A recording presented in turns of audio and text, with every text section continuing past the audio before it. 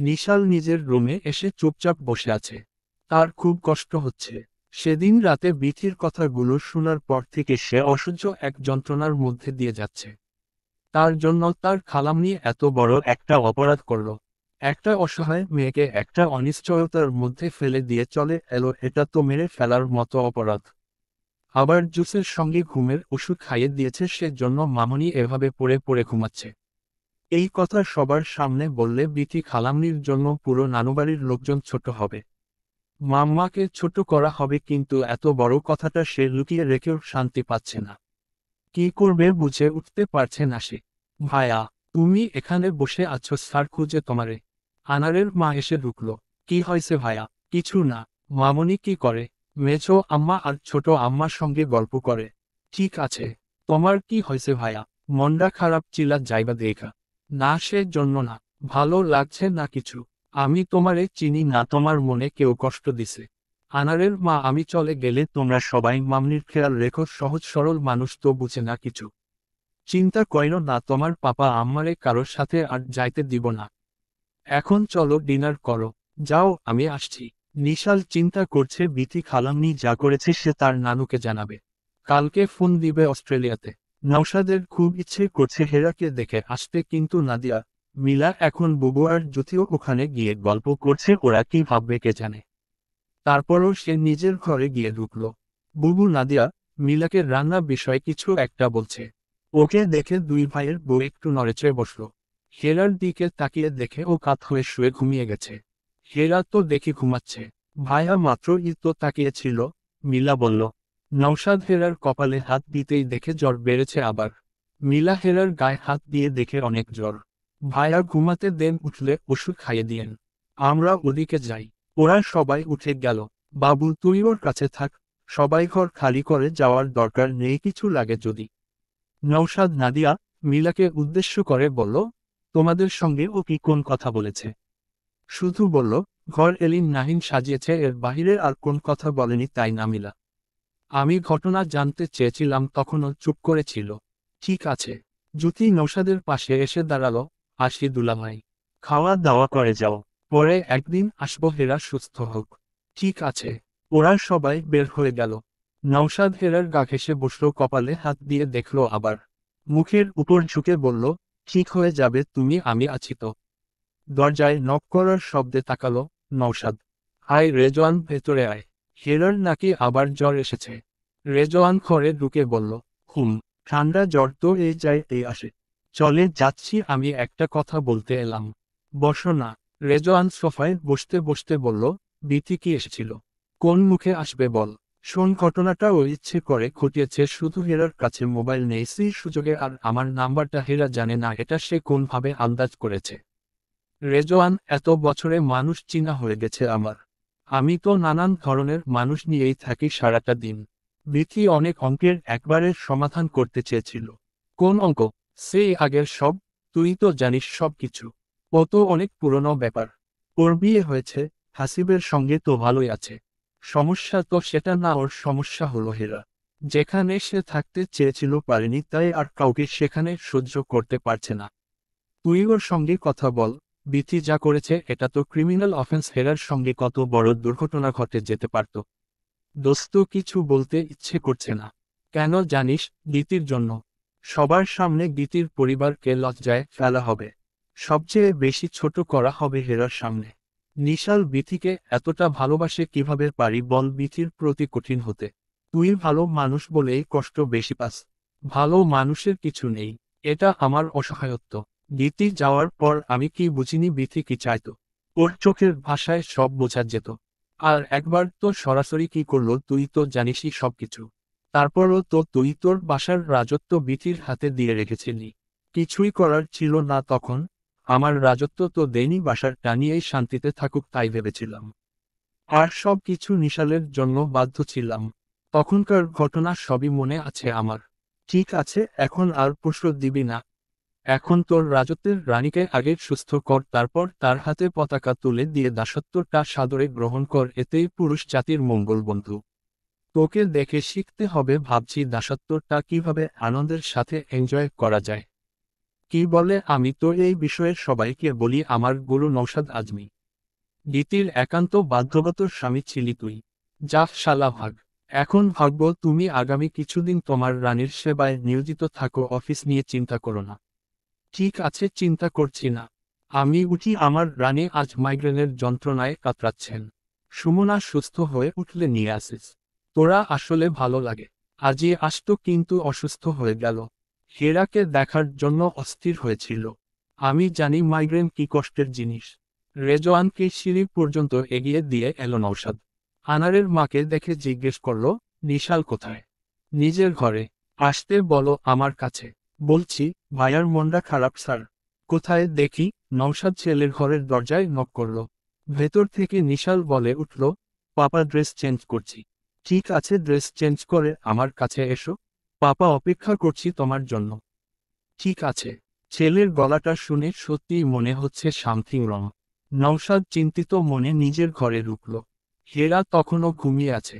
পাপা, মামনি এখনো ঘুমাচ্ছে। নিশাল এসে পাশে দাঁড়ালো। জ্বর বেড়েছে, ঘুমাক। তোমার মন খারাপ মনে হচ্ছে। কিছু না পাপা। নিশাল বেডের সাইডে বসল। চলে যাবে দেখে মন খারাপ। বাসার পরিস্থিতি এরকম রেখে যেতে ভালো লাগছে না পাপা। নওশাদ ছেলের হাত ধরল। বাবা, বাসার পরিস্থিতি স্বাভাবিক আছে, ওই ঘটনাটা ভুলে যায় আমরা, আর মামনির জ্বর 2-3 দিনেই ভালো হয়ে যাবে ইনশাআল্লাহ। আমরা তোমার নেক্সট পেরেন্টস ডেতে আসব। তোমার মামনিকেও সঙ্গে নিয়ে যাব। সমস্যা নেই তো? সমস্যা কিসের আবার? সবাই জানে ব্যাপারটা। তাহলে মন খারাপ করো না পাপা, আমার শুধু মনে হচ্ছে যদি মামনিকে খুঁজে পাওয়া না যেত। সেরকম কিছু হতো না, বাচ্চা পুলিশ খুব তৎপর ছিল, ওরা খুব চেষ্টা করছিল। যাদের বাসায় মামনি আশ্রয় নিয়েছিল ওরা যদি খারাপ লোক হতো। হয়েছে বাবা, যা হয়নি আমরা যদি, কিন্তু হয়তো ভেবে খারাপ কিছু চিন্তা করব না, ঠিক আছে? একটা কথা বলবো পাপা, তুমি দেশের বাহিরে গেলে মামনি খালি বাসায় যেন না থাকে, তুমি সুমনা আন্টির কাছে রেখে যাবে, তবু এখানে রেখে যেও না। নিজের বাসায় থাকবে মামনি, এতে ভয় কিসের? না পাপা প্লিজ। আচ্ছা ঠিক আছে। নওশাদ ছেলের মাথায় হাত রাখল। নিশালের খুব ভয় হচ্ছে বিথির জন্য। হেরা চোখ খুলে দেখে নিশাল পাশে বসে আছে, মাথার কাছে নওশাদ। নিশাল, তোমার মামনির মোবাইল কোথায়? দাঁড়াও, নিয়ে আসছি আমার রুমে। নিশাল নিজের ঘরের দিকে দৌড় দিল। নওশাদ হেরার দিকে তাকিয়ে বলল, তোমার চিন্তায় অস্থির হয়ে গেছে ছেলে। আমাকে সাবধান করছে তোমাকে একা রেখে যেন দেশের বাহিরে না যাই। তোমাকে সঙ্গে করে নিয়ে গেলে কেমন হবে হেরা? নওশাদ হেরার গালের সঙ্গে গাল ছুঁয়ে দিল। তোমার আবার জ্বর এসেছে? টেনশন হচ্ছে আমার। নিশাল দরজায় নক করে ঢুকল। এই যে মামনির মোবাইল। পছন্দ হয় কিনা দেখো। তুমি যখন এনেছো তোমার মামনির পছন্দ হবে কি হেরা পছন্দ হয়েছে? হেরা মাথা ঝাঁকালো। নিশাল, একটা ফ্যামিলি ছবি তুলো তো। এভাবে মামনি তো রেডি না শুয়ে আছে। তোমার মামনি সব সময়ই সুন্দর, যেভাবেই তুলবে ছবি ভালো আসবে। দাঁড়াও, ওকে ধরে বসাই। হেরা নিজেই উঠে বসল। নওশাদ দুই হাতে দুইজনকে কাছে নিয়ে ছবি তুলল। সুন্দর এসেছে ছবিটা, দেখো পাপা। অনেক সুন্দর। নিশাল, মন খারাপ করে কলেজে যাবে না। তুমি মন খারাপ করে থাকলে পাপার কষ্ট হয়। নওশাদ ছেলের গালে চুমু খেল। তোমরা দুজন খারাপ থাকলে পাপা কিভাবে ভালো থাকবে বলো? নিশাল পাপাকে বলতে পারছে না বিথির কথা। এটা তাকে আরো বেশি অপরাধ বোধে ভুগাচ্ছে। পাপা, আমি যাই, তোমরা রেস্ট নাও। মামনি তাড়াতাড়ি সুস্থ হো, আমি পরশুদিন চলে যাব, তার আগে তোমাকে সুস্থ দেখতে চাই। সাইকেলের একটা রেস হলে ভালো লাগতো, কি বলো? নিশাল হাসছে। এবার আমিও তোমাদের সঙ্গে রেসে জয়েন করব, কিন্তু চিন্তা করে দেখি পাপা তোমাকে নিব কিনা। কি বলো মামনি? হেরা নিশালের গালে হাত ছুঁয়ে দিল। তুমি জানো মামনি, তোমার চোখ দুটো ঠিক আমার মাম্মার মতো। তাই না পাপা? মাম্মার চোখ তোমার মতো এতটা গ্রিনিশ গ্রে ছিল না। কিন্তু তোমার চোখের দিকে তাকালে মাম্মার কথা মনে পড়ে যায়। আমার চোখ পাপার মতো হয়েছে, মাম্মার মতো হলে ভালো হতো, তাই না? হেরা নিশালের হাত ধরে আছে। নওশাদ চোখ জুড়িয়ে দেখছে। জীবন এভাবেও তার গতিপথ বদলাবে সে কোনোদিন ভাবে নাই। তার একটা মানুষ হবে আবার। নিশাল তাকে এতটা আঁকড়ে ধরবে এটাও কল্পনা করতে পারত না একটা সময়ে। আজ সব তার হাতের নাগালে। জীবনটা আবার সুন্দর সুরে ফিরে আসছে। নিশাল হেসে হেসে কথা বলছে হেরার সঙ্গে। নওশাদ উঠে দূরে গিয়ে দাঁড়ালো। একটা সময় এই ঘরটাতে শুধু ফিরতে হবে বলেই ফিরত। শূন্য ঘরে তার জন্য কেউ অপেক্ষা করত না। কোন চুরির রঞ্জুন শব্দ হতো না, কোন চোখ তাকে দেখার জন্য খুঁজে ফিরত না, কোন মিষ্টি গলায় স্বর কোথাও শোনা যেত না। কাঁচ ভাঙার মতো হাসির আওয়াজ পাওয়া যেত না এই বাড়ির কোথাও। এক বুক দীর্ঘ শ্বাস নিয়ে রাতগুলো গুমরে পার হতো। আজ রাতটা এগিয়ে আসছে, সে জানে কেউ অনেক অনেক রাতের পর এই বুকের কোণে আশ্রয় খুঁজে নিবে। কেউ তার মন, তার শরীরের প্রতিটি রোমকূপকে শিহরিত করবে, পরম নির্ভরতায় আঁকড়ে ধরবে। এই রাত পার হয়ে যাবে কারো হৃদস্পন্দন শুনে। নওশাদ দূর থেকে তাকিয়ে দেখছে নিশাল কতটা সহজ হয়ে হেসে হেসে তার মা মনিকে নতুন মোবাইলের ফাংশনগুলো শিখিয়ে দিচ্ছে। জীবনটা বুঝি এতটা ছন্দময় হওয়ার অপেক্ষায় ছিল। আমি কি কোন মধুর স্বপ্ন দেখছি? হঠাৎ ভোরের আলোর সঙ্গে সেই স্বপ্ন ভেঙে খানখান হয়ে যাবে না তো? নওশাদের বুকের ভেতরে ভালো লাগা, আনন্দ, ভয় সব মিলিয়ে এক অন্য রকম সুরের শব্দ বাজছে আজ। পাপা, এই পাপা! নিশালের ডাকে ফিরে তাকায় সে। তুমি ওখানে কি করছো? দেখো মামনিকে আমি গেমস ডাউনলোড করে দিয়েছি। ভালো সময় কাটবে মামনির। নওশাদ ছেলের পাশে এসে দাঁড়ালো। নিশাল খাটে উঠে হেরার পাশে আধা শোয়া হয়ে শুয়ে মোবাইলে কি দেখাচ্ছে। গীতি যাওয়ার পর নিশাল এই ঘরের বেডে কি এভাবে বসেছিল কখনো? নওশাদ মনে করতে পারছে না। একটা সময় গীতি আর ওর মাঝে নিশাল থাকতে এলে নওশাদ করুণ চোখে তাকাতো গীতির দিকে। কারণ গীতির গা ঘেঁষে ছাড়া নওশাদ ঘুমাতেই পারত না। ছেলে বায়না করত পাপা, মাম্মার মাঝখানে ঘুমাবে, অগত্যা নওশাদকে তার জায়গা ছেড়ে দিতে হতো। গীতিও চলে গেছে, সঙ্গে নিয়ে গেছে স্ত্রীর সব অভ্যাস। আজ নিশাল 16 বছরের কিশোর, এখন পাপা একটু আদর দিলেই তার লজ্জা করে। সময় কত দ্রুত পাল্টে যায়। নওশাদ ছেলের পাশে এসে বসল। ডিনার করেছ নিশাল? হ্যাঁ চাচিদের সঙ্গে করেছি। তুমি তো খেলে না পাপা। আমি আর মামনি সন্ধ্যায় খেলাম, এখন আর আমার খেতে ইচ্ছে করছে না। হেরার নতুন মোবাইলে গেমস খেলায় মগ্ন নিশাল। ছেলের মন ভালো হয়েছে দেখে নওশাদের ভালো লাগছে। মামনি তোমার মোবাইলটা আমি নিয়ে গেলাম, আমি এই গেমসটা খেলবো। নিশাল উঠে গেল। বেশি রাত জেগো না বাবা। আজকে এবং কালকে জেগে থাকি পাপা, তারপর তো আবার সেই রুটিনের জীবন। ঠিক আছে যাও মামনি, কালকে কিন্তু তুমি ফিট হয়ে যাবে। প্রথম দিনের মতো একসঙ্গে ডাইনিংয়ে বসে খাবো আমরা, কেমন? হেরা খার কাত করল। গুড নাইট পাপা বলে নিশাল রুম থেকে বের হয়ে গেল। নওশাদ হেরার পাশে শুয়ে আছে। আমার দিকে তাকাও হেরা, তুমি নিশালের সঙ্গে কথা বলছো? নাদিয়া, মিলার সঙ্গে বলেছ শুনলাম, কিন্তু আমার সঙ্গে কথা বলছো না কেন? নওশাদ হেরার গালে হাত রাখল। তুমি কথা বলছো না, আমার খারাপ লাগছে। কি হয়েছে হেরা? আমার ভালো লাগছে না কিছু। কি ভালো লাগছে না? আমার সঙ্গে কেন এমন হয়? কি সমস্যা আমার? তোমার কিসের সমস্যা? নওশাদ অবাক হয়ে তাকিয়ে আছে। আমার সঙ্গেই কেন এমন হয় বারবার? আমি অনেক ভয় পেয়ে গিয়েছিলাম। হেরা ফুপিয়ে কেঁদে উঠল। বারবার মনে হচ্ছিল আমি আর কখনো আপনার কাছে আসতে পারবো না। এই শহরে আমি হারিয়ে গেছি। আমার ঘরে আপনার কাছে আসা হবে না, আপনাকে দেখা হবে না।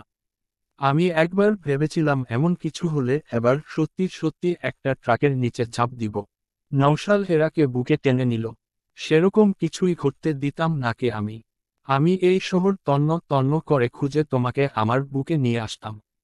ওই মহিলা আমাকে তার বাসায় নিয়ে না গেলে আমি ভয়ের রাস্তায় বেহুশ হয়ে পড়ে থাকতাম। এত বড় শহর, লাখ লাখ মানুষ, আমি কাউকে চিনি না। কোন পথ চিনি না যে পথটা আমাকে আপনার কাছে নিয়ে আসবে। আমি অসহায়ের মতো ছুটে যাচ্ছি, আমার মাথা ঘুরে যাচ্ছে, দম নিতে কষ্ট হচ্ছিল। একটা কথাই মনে হচ্ছিল, আমি আপনাকে আর দেখতে পাবো না। আমি মরে যেতাম আপনাকে খুঁজে না পেলে। কিছু হতো না তোমার? একদম চুপ, আর বলতে হবে না। হেরা নওশাদের বুকে জড়িয়ে কাঁদছে। প্লিজ কান্নাকাটি বন্ধ করো হেরা। এখন থেকে আর কান্নাকাটি হবে না। নওশাদ হেরার চোখের পানি মুছিয়ে দিল। আমাকে বিথি আপু যেখান দাঁড় করিয়ে রেখে গেছে আমি সেখানেই ছিলাম। একটা ঘন্টা আমি সেখানে ঠায় দাঁড়িয়ে ছিলাম, কিন্তু উনি আসেননি। আমি উনাকে কোথাও পেলাম না। আমি একবার ভেবেছিলাম আমি গেটে দাঁড়িয়ে থাকি, আপনি তো আমাকে খুঁজতে আসবেনি। কিন্তু ওখানে কিছু ছেলে কিভাবে তাকিয়েছিল ভয়ে আমি রাস্তা পার হয়ে গেছি। আমি কিছু বুঝতে পারছিলাম না কোথায় যাচ্ছি। এত গাড়ি মনে হচ্ছিল ধাক্কা দিয়ে ফেলে দিবে আমাকে। ভাবছিলাম হয়তো মরেই যাব। হেরা ব্যাকুল হয়ে কাঁদছে। চুপ হেরা, চুপ, একদম চুপ। নওশাদ ওর ঠোঁটে নিজের ঠোঁট চেপে ধরল। হেরার চোখ বেয়ে পানি পড়ছে। প্লিজ ভুলে যাও ঘটনাটা। খারাপ ঘটনা যত বেশি মনে করবে তত বেশি কষ্ট পাবে তুমি। তার চেয়ে আমরা ভুলে যাই ওসব। নিশাল তোমাকে মামনি ডাকছে, তোমার কেমন লেগেছে? হেরা চোখ মুছতে মুছতে হেসে দিল। ভালো লাগছে। সত্যি নিজেকে মামা লাগছে বলেই লজ্জা পেল। তাই, আমার এত ভালো লাগছে শুনে কি বলবো তোমাকে। মোমার পাশে শুয়ে গেমস খেলছিল যখন আমার ইচ্ছে করছিল ওর পাশে আমিও শুয়ে পড়ি। ছবিটা আগের মতো হোক। গীতি যখন ছিল নিশালকে বিপরে শোনাতো শুয়ে শুয়ে। আমিও ওদের পাশে শুয়ে শুনতাম গল্প। আজ মনে হচ্ছিল আগের মতো ছবিটা তৈরি হচ্ছে। জানো হেরা, এই যে তোমাকে বুকের সঙ্গে জড়িয়ে ধরে আছে কি যে ভালো লাগছে। একা না হলে কখনো বুঝতামই না সঙ্গী কি জিনিস।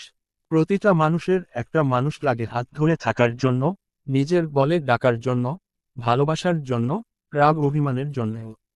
আমি যখন গাজীপুরে আমার সিরামিক্স ফ্যাক্টরিতে যাই, আসার সময় প্রায় দিনই জ্যামে বসে রাস্তার পাশে একটা কাপলকে দেখি ভিক্ষুক কিংবা রিক্সা চালায় হয়তো। কখনো হাজব্যান্ড ওয়াইফ গল্প করছে, কিংবা বসে হাসছে। একদিন দেখি হাজব্যান্ডটা ওয়াইফের চুল আঁচড়ে দিচ্ছে। এত ভালো লাগে ওদের দুজনকে দেখে। ওদের দেখলে আমার মনে হতো দামি গাড়িতে বসেও আমি শূন্য, আমি নিঃস্ব। আমারও একসময় এরকম একটা ছবি ছিল, সেই ছবিটা ভেঙে গেছে। হেরা শক্ত করে জড়িয়ে ধরল নওশাদকে। আজ তোমাকে, নিশালকে দেখে আমার আর নিজেকে শূন্য মনে হয় নাই। এখন মনে হচ্ছে ছবিটা আবার তৈরি হচ্ছে। প্রকৃতি আমাকে আবার কেড়ে নেয়া সব ফিরিয়ে দিচ্ছে হেরা। তোমার সঙ্গে আমার অনেক কথা বলতে ইচ্ছে করে। এতগুলো বছর নিজের কথাগুলো বলার একটা মানুষ ছিল না। রাতের বেলা অন্ধকার ঘরে চুপচাপ শুয়ে থাকতাম, ঘরের নির্জনতাটা আমাকে খুব কষ্ট দিত। শূন্য ঘরে ফেরার মতো কষ্টের আর কিছু নেই। হেরা নওশাদের ঠোঁট দুটো হাত দিয়ে ছুঁয়ে দিল, চোখের পানি মুছিয়ে দিল। তোমার গায়ে তো আবার জ্বর বাড়ছে হেরা। সারা শরীর থেকে আগুন বের হচ্ছে। চিন্তা করবেন না, ঠিক হয়ে যাবে। নওশাদ উঠে হেরার ওষুধগুলো খাইয়ে দিল। তুমি ঘুমাও, আমি তোমার মাথায় হাত বুলিয়ে দেই। না, আপনি ঘুমান। আপনাকে দেখে বোঝাই যাচ্ছে আপনি অনেক ক্লান্ত। আমার ক্লান্তি অনেক কমে গেছে। শারীরিক ক্লান্তি মন ভালো থাকলে এমনিতেই দূর হয়ে যায়। তোমাকে, নিশালকে দেখে আমার সব ক্লান্তি কমে গেছে। বিশ্বাস করবে না হেরা, নিজেকে আজ কতটা সুখী মনে হচ্ছে। কিন্তু আমার জন্য আপনি কত মানসিক টেনশনে ছিলেন। তুমি প্লিজ একথা বলে আমাকে লজ্জা দিও না, যা একটা ঘটনা ঘটল সব আমার বেকারি হওয়ার জন্য। কথা বলতে বলতে হেরা একটু পর ঘুমিয়ে গেল। জ্বর ওষুধ খাওয়ার পরও কমেনি। নওশাদ হেরাকে বুকের কাছে নিয়ে জেগে আছে। তার ঘুমাতে ইচ্ছে করছে না, মনে হচ্ছে ঘুমালে এই সময়টা আর সে অনুভব করতে পারবে না। বেড সাইড ড্রয়ার খুলে গীতির ছবিটা বের করল। আগের মতোই মনে মনে গীতির ছবির সঙ্গে কথা বলছে নওশাদ। গীতি মেয়েটাকে বুকে না টেনে পারলাম না আমি। আমি এগিয়ে যাচ্ছি গীতি, ধীরে ধীরে এগিয়ে যাচ্ছি। আমার চেয়েও বেশি এগিয়ে গেছে নিশাল ও হেরাকে মামনি ডাকে। আমি জানি আমাকে ভালোবাসে বলেই ডেকেছে। ছেলেটা এত নরম মনের হয়েছে বুঝতে পারিনি কখনো। তুমি দেখলে বিথি কি করলো? বিথি বারবার তোমাকে লজ্জায় ফেলে দেয় আর শুধু তোমার জন্য আমি ওকে বারবার এড়িয়ে যাই। গীতি, আমার রাতটা এখন আর দীর্ঘশ্বাস ভরা নেই। কেউ একজন নিঃশ্বাস ফেলছে আমার বুকের উপর। আমিও তাকে টেনে নিচ্ছি নিজের দিকে। তুমি কষ্ট পাচ্ছ কিনা জানি না, কিন্তু আমার ভেতরে কেন এত দ্বিধাবোধ। মনে হচ্ছে তুমি কষ্ট পাচ্ছ। মনে হচ্ছে তুমি বলছো আরো একটু সময় নাও নওশাদ।